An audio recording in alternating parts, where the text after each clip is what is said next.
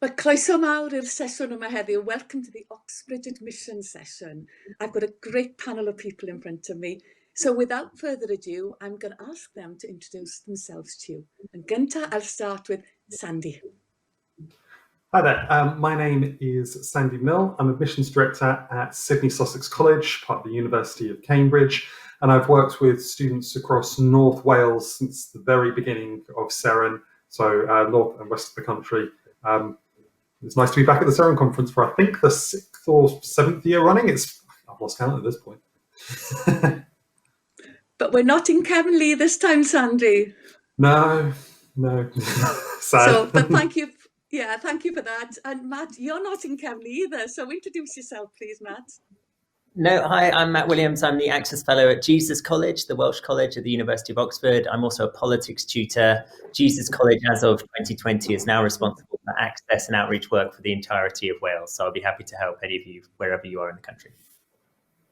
Diolch yn fawr, Matt. Susanna, who are you? Hi, I'm Susanna. I'm a Seren alumna. I now study natural sciences at the University of Cambridge. Great. Diolch yn fawr I ti. And Jack. I'm Jack. I am a Seren alumnus. I'm currently in my final year of studying law at Fitzwilliam College, Cambridge. Lovely. Well, we all have something in common. We've all been to Cefn and something to do with Seren. But let's go to the questions. We've got a range of questions and we'll cover some of them this evening. So the first question I've got for all of you, what things could I be doing now, says one student, to help with my application? So now, it's this time of year. What can they be doing now? I'm going to start with Matt this time. Okay, thanks. So the most successful people in applying to Oxford and Cambridge tend to be the people that enjoy preparing the most. So you need to try and work out what motivates you. And one way that I think often works is to unleash your inner toddler, that inner sort of child that is curious about everything going on around them and just wants to ask lots and lots of questions. And as you start asking questions about the subject you're interested in, you'll probably alight on something that really blows your mind, that you really want to learn more about. So it could be something really toddlerish, like, why do I have nightmares? Or does my mobile phone get heavier when I download apps onto it? Something like that. And then when you've come up with a question such as that, go and do some reading around it, go and watch some lectures on YouTube, just absorb and enjoy. But the more you're enjoying it, the more successful you're likely to be. On a more practical note, for Oxford and Cambridge, we do utilise some admissions tests, and if you can start practicing for those, that would also be worthwhile. Okay, diolch Matt. Sandy? On a similar kind of related vein to what Matt said, and I absolutely agree with all of that, I think the phrase that I've used for many a year now, and I know Jack will know this, go forth and geek out and let that inner geek off the chain. You know, being a geek about something is about loving it and wanting to find out more about it and wanting to fill every waking minute that you can finding out more about it. And everyone is a geek about something. We're all geeks about a whole bunch of things. You know, we can be geeks about academic things, we can be geeks about football and Dungeons and Dragons or whatever. The whole point is those things that you academically geek out about, you should do some further exploration of. And to add into what Matt's saying as well, do some extra academic reading or activity around that, whether it is watching, you know, relevant YouTube videos from, you know, creators who you know have got expertise in that area, whether it is going online and downloading the reading lists for some of these courses and reading some of one or two of the books which are on that list to start getting used to that style of learning that you're going to find at these top universities, and particularly Oxford and Cambridge. Whether it is listening to podcasts, watching documentaries, anything that you can do to geek out is going to be fuel for that personal statement, and it is going to be preparing you with all the study skills that you need in order to do really well at university. Plus, it should be fun. It should be enjoyable. If you're not enjoying doing this extra research and study, you're probably thinking about studying the wrong subject at uni, because you're going to be studying that subject in this way for 3+ years of your life. So if it ain't fun now, it's probably only going to get worse. So it is good to have fun and find the child in you. That's what we're getting from you. So Jack, when it was this time in your career, thinking of universities, what did you do and what would your advice be? So I was always in a fortunate position that I always knew that I was going to be studying law. So I'd done law at GCSE and I was obviously doing it at A level. I think in terms of what I was actually doing in terms of personal statement view, I actually didn't go and read any books or anything like that. Instead, what I chose to do was stay up to date with what was happening in the news regarding law, legal developments. So I pretty much would use the Guardian's law section, and they have a really quite good law section where they just sort of filter out all law related stories. And what I would do is I would print out those articles, go through them, sort of highlight them, annotate them, and just consider some of the implications or sort of wider impacts that those developments might have. So sometimes they were stories about someone who'd been sent to jail for something, and I would pick out bits from that. It would sometimes be a proposed reform to something, and I would consider why it is that they might be trying to reform that particular part of law and what it is that they might hope to achieve by doing that. So a good example of that usually is like sentencing law. They might propose to increase sentences for X offence, and to have a think about why that is. Usually there's a sort of social factor behind that, and consider, is that going to work? So I think at this point, when I was considering my application, I never really knew that I was going to be applying to Cambridge anyway at this point of year 12. That was not something that I ever thought I'd be doing.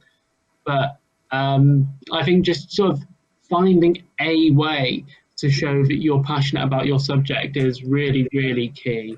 Because I think the crux of the point is that Oxbridge want people who love their subject. So you need to start thinking about how you can demonstrate that passion.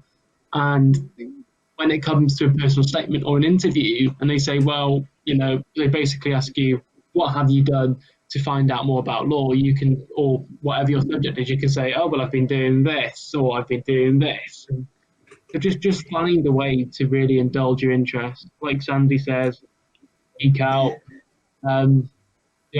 Just really find something and run with it. Yeah, it's great One to very hear quick that, point, Jack, because... Sorry, Sandy. One very quick point which I forgot, which I might add.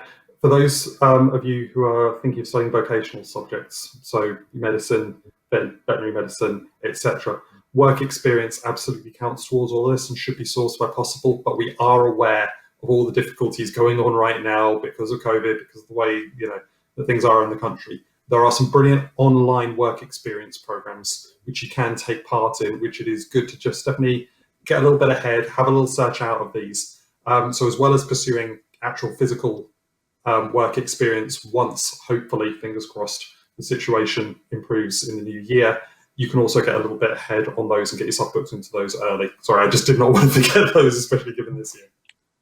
No, that's really useful to hear, because although we're answering one specific questions, we're answering many, many more, and it covers lots of those kind of questions who've come in from students. We've also started to touch on personal statements and things there. So thank you, Jack, for that.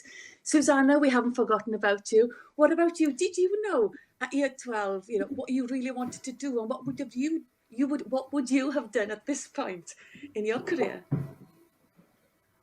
At this point in year 12, I wasn't sure if I wanted to do maths or sciences. So I did read maths books, and I read science magazines and things like that. I think if I am doing sciences, but I think if you wanted to do maths, I would say if you're interested in maths at Cambridge, you should look at the STEP preparation program, because I think that is something you want to I don't want to say you need to start it really early, but there's quite a lot of material there, and if you want to have looked at it all, you're going to have to start probably at some point in year 12, preferably. It's a lot to get through in just year 13. So starting early is really important, even if you know what you're going to do, or if you don't know, keep thinking, keep asking questions. That's what I'm hearing. And when you have discovered and you think you know, go for it like a geek. So I want to start the next question that we've come in. I'll start with you, Susanna, this time. How did you choose between Oxford and Cambridge? And was that difficult? There's a few different things to think about. So I think one thing was, since I'm doing sciences, the science courses are quite different between the two universities. So at Cambridge, you do natural sciences, which means that in your first year you have to study like a range of different subjects. So I did physics, chemistry, and material sciences. Whereas I think at Oxford you start with separate sciences. So I think the first thing I'd say is that look at the courses and decide which course interests you more. Jack, would you agree with that? Sorry. Yeah, definitely. I think your first place to start would be looking at, like Susanna says, the way those respective courses are taught across both universities. For me, a really, really key thing in my decision to choose to apply for law at Cambridge as opposed to Oxford was the exam structure. So in Oxford, you do, I think you do 5 exams in the first year. Second year, you do none. And then in third year, you do 9. In Cambridge, you do what I believe is a far more rational 4, 5, 5. And I remember finding that out at the Oxbridge conference, and I remember just thinking, like, well, that's a no-brainer. And for me, that was a really, really big swinging factor for me in choosing Cambridge over Oxford. Also, I would consider the location, actually. Cambridge and Oxford are both quite different places. I think Oxford is more metropolitan, I think, and is a bit more of a city than what Cambridge is. So even though Cambridge is a city, the actual sort of university city itself is a little bit more quaint. It's a bit quiet, not quieter, it's very, very busy, but it's not quite as city-ish in the way it feels. And obviously the best thing to do would be go to both, but I never did that. But there are so many different things that you can be thinking about, it can be quite a hard decision, but I think just trying to make sure that you have as much information as possible and really, really match that up to what's important to you, that should probably help you along the way and at least give you some idea of which university you might prefer out of the two. Thank you, Jack. Now, Susanna and Jack are at Cambridge. I've got to come to Matt now. Make sure we hear from Oxford now, Matthew. Just on Jack's point, the rationale for having finals all in one go is because then you're at the peak of your skills. So just as a slight pushback on the irrational exams. But nonetheless, it's a reasonable point. And I completely echo Jack and Susanna were basically saying, which is that you've got to work out what suits you. And that should be a calculus that incorporates lots of other universities, of course. Oxford and Cambridge have a lot of similarities. We teach in quite a similar way in very small groups that in Oxford we call tutorials and in Cambridge they call supervisions.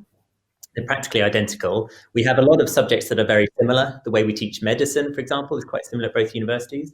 But then there are some differences. Cambridge has veterinary medicine. We don't. We have a degree called philosophy, politics and economics, PPE, and Cambridge don't. But then you need to be very clear-minded. Don't allow mythology to get in the way. There are certain myths about, well, Oxford's a bit posher or Cambridge is a bit better for sciences. That doesn't really make a great deal of sense these days, and you need to make sure that you're making a clear-sighted decision that is best for you. Also, be very careful with any university rankings, because as you'll notice pretty quickly, different rankings say different things, and you need to try and have the degree of self-respect to work out your own ranking and be happy with it. So don't constantly look for someone else to validate your choices. Try and validate them for yourself. And that was probably the best way forward.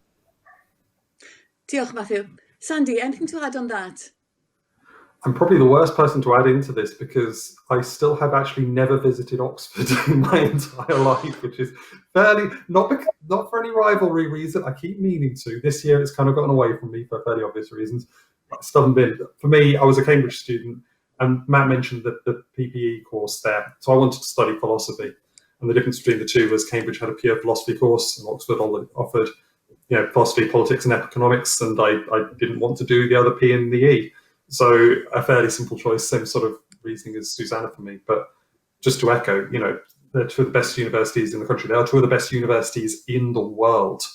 They both do fantastic courses. It's about finding which one is going to be the best fit for you, whether that is looking at the course and the things that are going on there, which place feels like home, which place feels like the place that you want to be. That's not that's not an irrational thing. It's got to be somewhere you feel comfortable and happy being. So do the research, look into it closely. The same goes for college choices as well. Look at the facilities, try and visit where you can. That'll help you rationalize that out.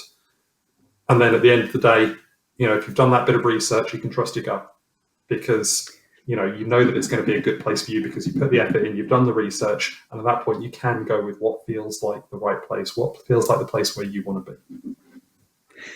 And isn't it great that we've got Susanna and Jack there in the best universities in the world? Da iawn bawb. Okay, I've got a question specifically now. I'll come to Matthew and Sandy. So the question is, will a state school background have much of an impact on my chances of being accepted? Matt, can I come to you on that one first? Yeah, sure. So I can speak from an admissions teacher. So I do interviews for colleges and make admissions decisions. The short answer is no. The type of school you go to isn't relevant to our decisions. What we're looking for, what the criteria that we base our decisions on, are your academic ability and your academic potential. And the school type doesn't enter into that, except insofar as on occasions you may have had trouble in your school life. It may be that your school was underperforming for years. It may be that you were moved around schools a lot. It may be that you were in local authority care or on free school meals. And some of that contextual information does feed into our decision-making process, because if we've got two applicants that on paper look very similar, but one of whom has had a much more difficult background, then that can be relevant to working out who's got the greater academic potential. So in that sense, school type might enter into it, but broadly speaking, it's not relevant. And we absolutely do not have any biases in favour of private schools, which I think is sometimes assumed, but it's not true. Thank you, Matthew. Sandy, can you put your perspective on that one? No, I absolutely agree with everything Matt's saying there. So my job, I'm literally making those judgments as admissions director for the college, looking at every single applicant, every bit of information that we have about them. And the reason why we collect so much information, including all of this contextual data, is because we want to make this process as fair as possible. As Matt said, judging people on their academic ability and potential, not what they've had before, whatever advantages or disadvantages there are in someone's background, but looking at them with what they can do with our resources, with some of the best university resources in the world.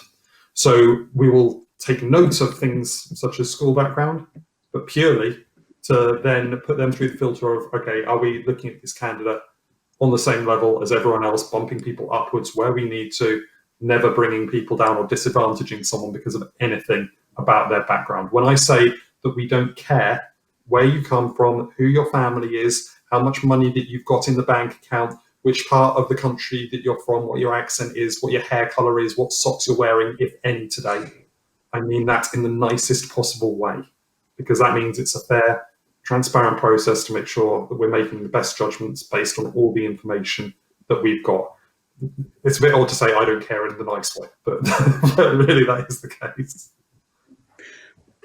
Thank you, Sandy. And therefore, I think I come back to Jack and Susanna. Jack, you've got your hand up. Yeah, what did you want to add? Yeah, so I just would really want to pick up on what Sandy was saying there about, where you're from. And so like I said, I live in Rhyl, and like it's quite well, the Welsh Government has its sort of deprivation index where they have rank the wards for most deprived areas in Wales. Rhyl has the claim to fame of having number 1 and 2 most deprived wards in Wales. So, I come from a not fantastic place. I'm not too proud to admit that Rhyl does not have a fantastic reputation, but I happen to have, slid my way into Cambridge and, got through the net maybe. But, it really doesn't matter.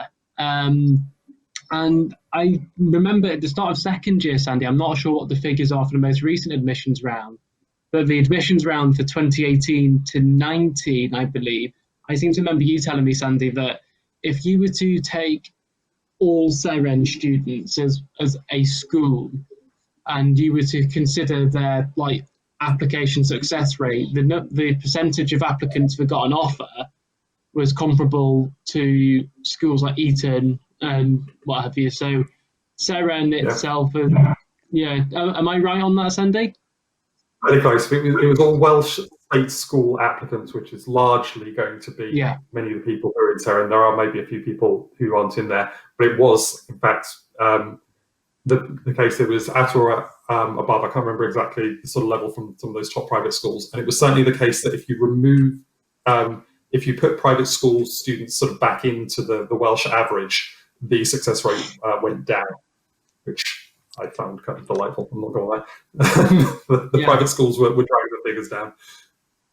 So, I mean, just to show you, does your school make a difference? No. Actually, statistically, you might be more likely to get an offer at Cambridge if you go to a Welsh state school than if you don't. Diolch yn fawr I ti am hynna, for that, Jack. Thank you very much. Susanna, what was your experience of the admissions process and that period of thinking, are you going to go for Oxbridge? I'm not really sure like which bit to describe. Sorry, like. Were you daunted with the thought of going, and what helped you apply for Oxbridge? Well, I knew some people who had got into Oxbridge, and I think seeing that they were just ordinary people, it was someone is just like they're not superhuman. They weren't like they did seem like ordinary people. So I thought if they can get in, then why can't I get in? And that's a perfect answer, Susanna. You know, you thought about that. We heard about mythology earlier. There are so many myths about these different establishments, but you said, that's the right approach. And that's what people like you who are now listening to us, that's what they need to hear. Yes, if they can do it, so can you. And it's going back to that work ethic you all showed and expressed in the first response to the question. Do that, find your passion, and show that you're prepared to work and work hard, and then you'll get there. That was really, really useful to hear. Diolch yn fawr iawn. I've got another question now, which sort of leads on from that one, especially for the students. Is Oxbridge worth the extra effort of its application process, given the extremely low acceptance rate? Looking at careers, it says here, say I graduated from Oxbridge, would that have a significant impact on my career choices compared to another respectable university? So it's a big question. Susanna, I'm going to pick on you to start that one. Was it worth the effort? And how much effort was it for you? I would say, to me, it was worth the effort because I'm really enjoying my degree. But I think this is something that is just going to depend on a lot of things. Like, it's going to depend on you and what you want to do in and what like I feel like if the degree interests you and you think you're going to enjoy it, then I think it is worth the effort. Yeah, you're recognising it isn't straightforward, it isn't easy, but it's worth it as long as you're prepared to go with it and put that effort in. Yeah, great. Jack, anything you want to add to that? Yeah, so I think my answer on this is a clear sort of categorical yes. I think it 100% is worth the extra effort. I speak obviously from a law perspective, but I mean, actually, I'm looking at the notes I wrote for the question. I thought yes 1,000,000 times over.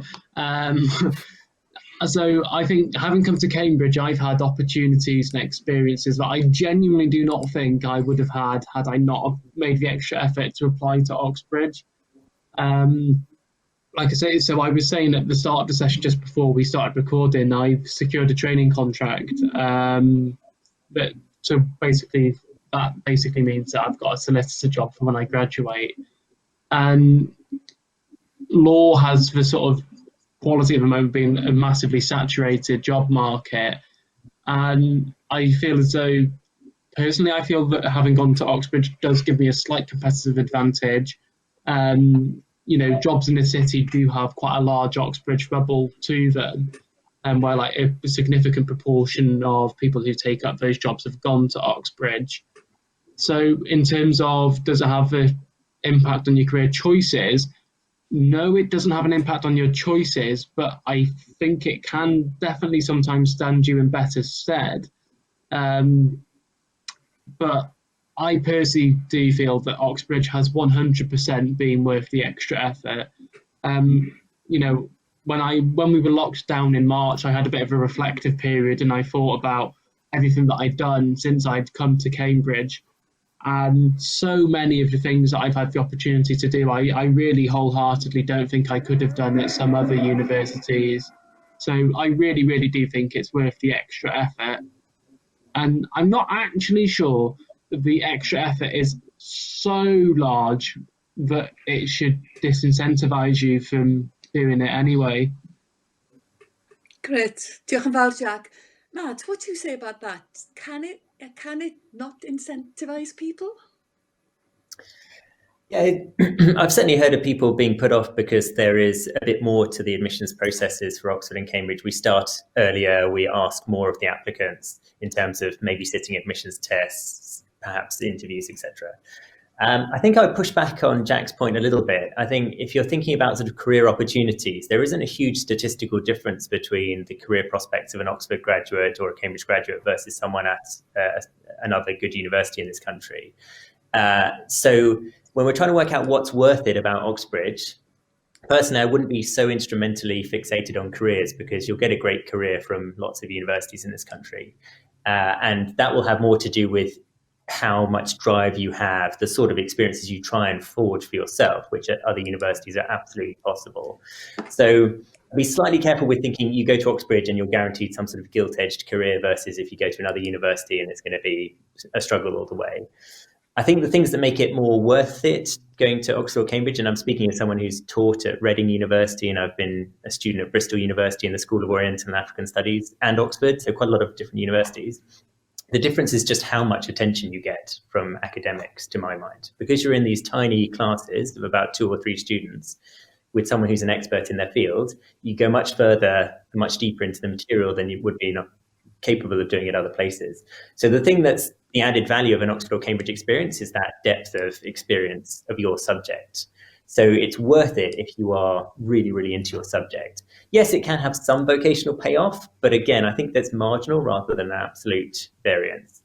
And also the question said that there's an extremely low chance of getting in, and I'm afraid that's just entirely wrong. The odds of getting in are 6 to 1 on average, so they're really not as long as many people think. And final point, going through the process of the more rigorous admissions process just makes you a better thinker. It's good cognitive training. So regardless of whether you get in or not, it's got that benefit as well. So yes, it's worth it. Diolch, Matt. Sorry, Sandy, I saw your hand up. Yeah, just to add in this as well, I want to come at it from the other angle, because I think one of the things that disincentivizes a lot of people for going for Oxford or Cambridge or any other competitive university is a fear of failure. And especially when you've been a high achieving student your entire life, which you're likely to be if you're watching this video, if you're part of Seren, you're guaranteed to be. You know, quite often we at least I did at that age, I put a lot of my self-worth into my academic grades and my success academically. Whether or not I was a good person basically was dependent on, did I get a high mark in this assessment? Did I get that A? Did I get that A star grade? Did I succeed? Which I will admit now is not a healthy way to live. Or to regard yourself. It took me years to get over that. But because the odds are around about 1 in 6, as Matt says, you know, a lot of people are afraid of, oh, what if I don't get in? What if I don't get that place? Is that me not being good enough? Is that me being judged as unworthy by these universities and makes me lesser as a student, lesser as a person? And it really isn't the case. So the chances are 1 in 6. Yeah, you know, when you roll that die, effectively, it's not a matter of chance, but you know, it's likely not to come up with that number. Still a chance that it will. But the point being is, you know, when we're looking at students, we're not judging them as being worthy based on their intelligence, based on, you know, whether or not they are a good student. I've just gone through nearly 600 applications, and all of them are phenomenal students, top level, great talents. But firstly, we don't have space for everyone. We can't take everybody there just due to lack of physical space. And when we're making those judgments, we're looking to see who's going to be the best fit for the institution, the style of teaching that we're doing, these supervisions or tutorials that we're doing, who's going to be stretched and challenged by our courses and get the most out of them. Not getting a place at Cambridge or Oxford doesn't mean you're not a great student, because if you've applied, you probably are. And if you've got an interview, you definitely are. But it's about, are you going to be the right fit for the system? And if you think you might be, then it is absolutely worth that shot. And what if you don't succeed? Well, you've got 5 choices on your UCAS form.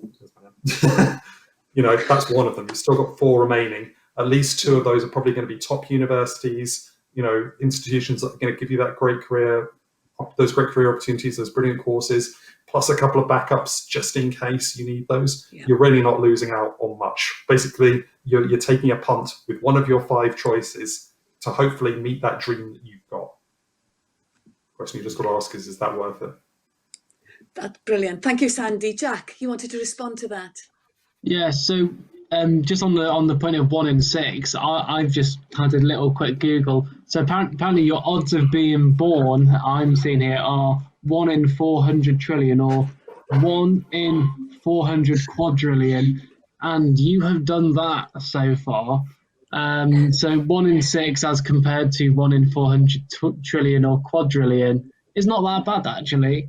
So it's definitely worth a go. And I mean, on a more serious note, as Sandy says, I mean, you get 5 UCAS choices. And that was my rationale when I came to apply to Cambridge, was it's one of my 5. I might as well. I would rather find out rather than not. For me, if I hadn't applied, it would always be something on my mind of, could I have got into Cambridge? Could I have got into Cambridge? Turns out that I did. So, I would really recommend just shoot your shot, go for it. Brilliant. A quick response to one last question. I think we've got time for another short question. Sandy and Matt, what are the grades that you expect from students? Sandy, I'll start with you.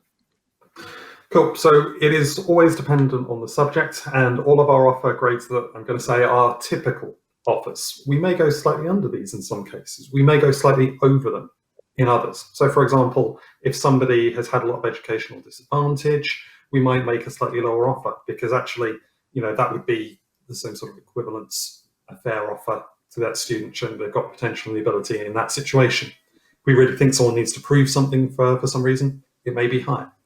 And it's also worth noting that we can ask for specific grades in specific subjects. But typically, in most of our arts and humanities subjects, it is an A star and 2 A's is our typical offer, alongside veterinary medicine. And for most of our science subjects, as well as economics, it's 2 A stars and an A is our typical offer. And each individual offer will be done tailor-made to the individual. So, for example, if it's someone in mathematics, we may specify that the A star be in maths or in further maths, depending on the student, in some cases. So it'll be all different, all individual, all taken into account, because we put all that extra effort into the admissions process. I know it's said quite often that there's a bit of extra work for the Oxford and Cambridge admissions process, which is true. There's way more on our side of it, believe you me, in terms of the extras that we have to do to use this information and how we do it, because we want to treat you like individuals. You are not just, someone we're trying to cram in and get a bum on a seat.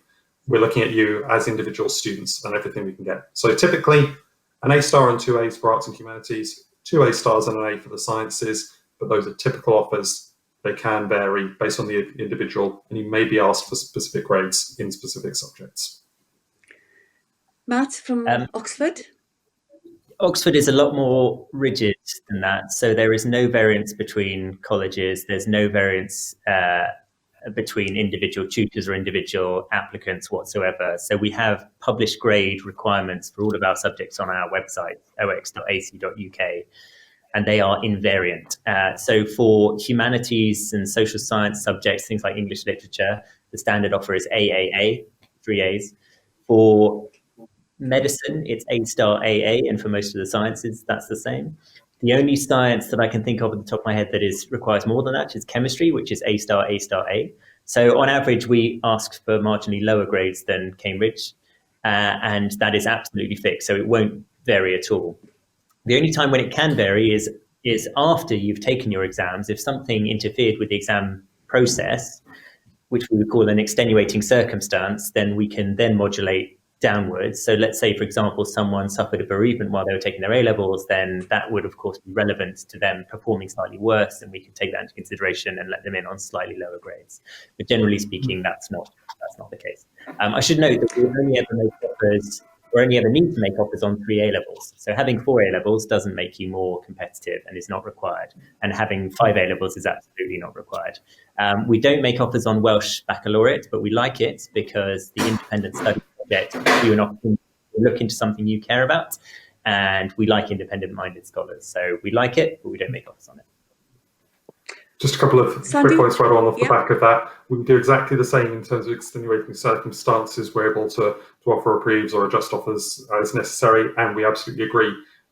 With the Welsh Bac, we don't standardly make it a condition as part of the offer, but we do love it. And anything that you've done as part of the Welsh Bac or as part of SEREN, absolutely fair game for the personal statement and worth talking about in there.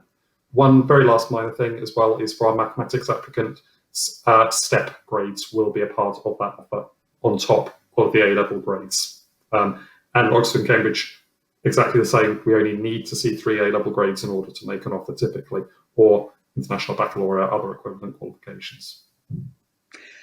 Well, I'm afraid our time is up today, but what I know, you've met the grade, all of you.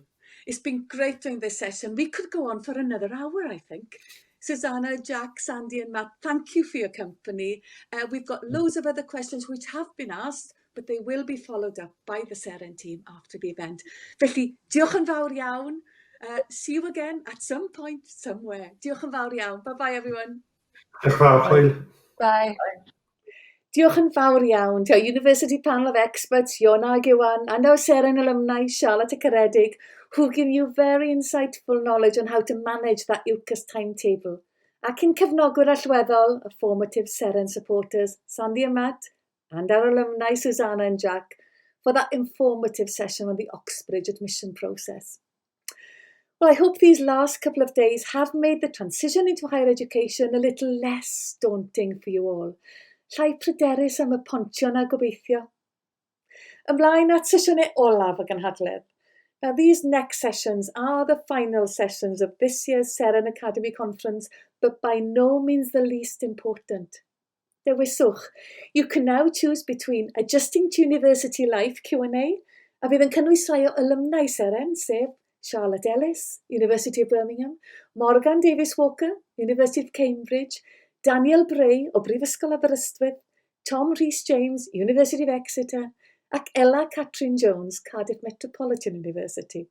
Cyngor parod ganddyn nhw. They'll talk about their transition to university from school and college and what top tips they would give you to help you settle into university. We also have on offer the Applying for International Courses in Summer Schools. Sesiwn Cwestiwn ag Ateb Fyw, the live Q&A session where our superhero, Dr. Matt Williams, will be there with SEREN alumni to answer questions on the summer schools. Yn ymuno â nhw, joining them, will be Dr. Matthew Jones from Northeastern University in Boston, Liam Rachman from Equal Recruitment, who studied not far from there in New Haven, and Rowena Boddington from the UK-US Fulbright Commission. Mae gan Liam gyfoeth o brofiad yn rhoi cefnogaeth i bobl fel chi. Liam has a wealth of experience in supporting students to get to the US, both as a summer school attendee and also preparing students who are following an international study route. And Rowena helps thousands of people applying to US universities. A bu'n astudio yn o'i hunan. She had the opportunity to study in California herself. Cewch gyngor gwerthfawr wrthyn nhw. They'll be able to give you their insights into applying for the SEREN summer schools and international courses. And Liam and Matthew especially will be able to give advice on how studying in the US compares to studying in the UK. Difyr. Digwyddiad byw fydd hwn, as this event is live. Any questions you have can be provided in the chat function of the Teams Live event. Manteisiwch ar y cyfle I holi felly. We'll aim to answer all your questions, but will publish all question and answers in the coming days. Felly, ewch i'r lobby a dewiswch. Head over to the lobby now to select your choice of Q&A, which will begin at 7:45. Ac yna, nôl fan hyn. And then come back here in the main room at 8:25. Am y wybodaeth bwysig yna for that all-important registration information for the Seren Summer Schools.